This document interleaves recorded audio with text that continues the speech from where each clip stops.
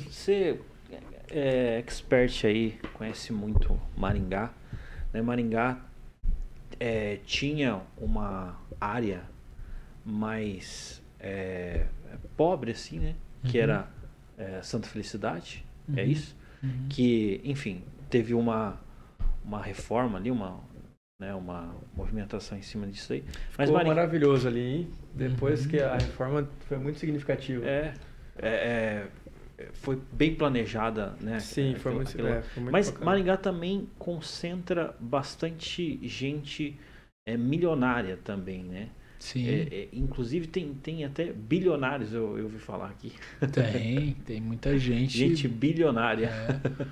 Então você vê... só você ir nos hangares lá do aeroporto e ver a quantidade de aviões particulares que tem lá estacionados, né?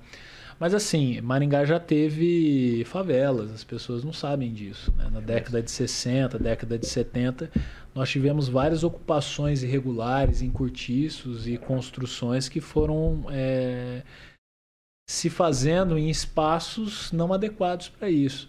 E aí teve um prefeito que acabou fazendo um processo, infelizmente, de higienização social, passou o trator por cima e tirou essas famílias dali sem que houvesse um projeto adequado para recepcionar essas famílias. Nossa, ele só passou por cima. Então. Muita gente teve que mudar de cidade, aí começa essa ocupação na região que a gente falou.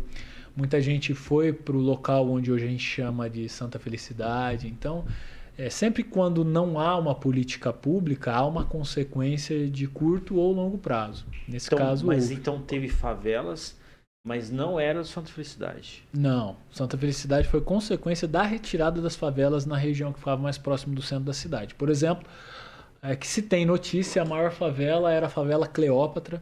Ela ficava muito próxima ao cemitério. Por quê? Porque a gente chama de Avenida Perimetral, a JK, porque ela estabelecia o perímetro, ou seja, o limite da cidade. Tudo que estava para depois da JK eram regiões que as pessoas não queriam morar. Por exemplo, onde a Unicesumar era um lixão. A gente tinha ali naquela região a favela Cleópatra. Então, ali foi uma região extremamente ocupada dessa forma, irregular e que geraria tensões. E a Cleópatra foi uma grande favela, a gente está falando de centenas de casebres que foram construídos ali. Inclusive, a gente fez um vídeo no Maringá Histórico falando um pouquinho sobre isso. Caramba, tem evidências, fotos? Tem muitas evidências em registros imagéticos, não só nessas regiões, como, por exemplo, onde hoje fica a TCCC, ali na Avenida Monteiro Lobato, ali quando a gente anda ali, até hoje tem algumas casas de madeira muito antigas, são regiões de chácaras. Ali era um conjunto de favelas, que era ocupada de maneira complicada, né? E isso perdura, assim, até os dias de hoje tem vestígios do que era ali.